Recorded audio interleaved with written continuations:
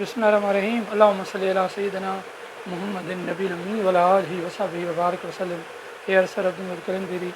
So today I am going to tell you something on recognition. What is the meaning of recognition and what are the conditions of recognitions? तो आ जाते हैं अभी international law की ये topic है recognition.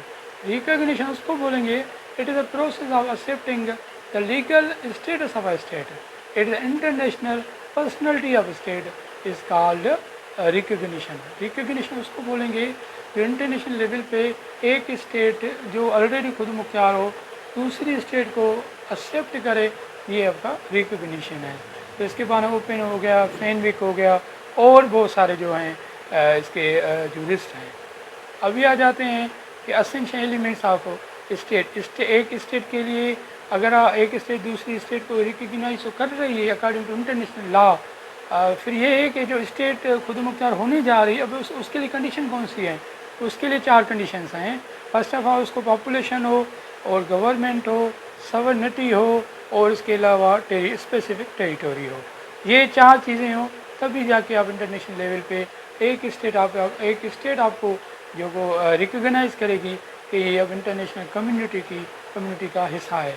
UNO की जो है अब जो जनरल असेंबली है, यूनाइटेड नेशंस है, अब उसका मेंबर है ये। तो ये था रिकग्निशन।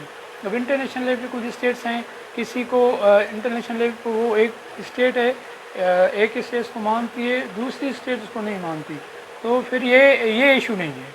अगर देखो ना हम अब इसराइल का एग्जांपल ले रहे हैं, इसराइल को हम नहीं मान रहे कि it is not international state, it is not state across the world, है ना, बिकॉज बहुत सारे इशूज़ हैं।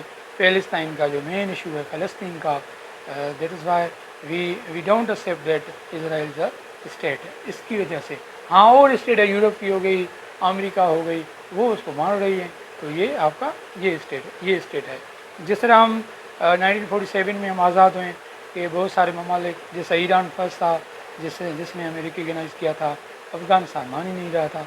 तो एक दूसरे से मानने से या इंटरनेशनल लेवल कुछ चीज़ें आप कुछ इसके आपको सपोर्ट करें कुछ नहीं कर रहे हैं, इनका इफेक्ट नहीं पड़ता।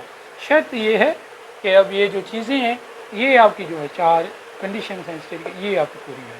फिर 2 थ्योरीज़ हैं, कॉन्स्टिट्यूटिव थ्योरी है, सही है। फिर उसके अलावा कॉन्स्टिट्यूटिव थ्योरी हो गया।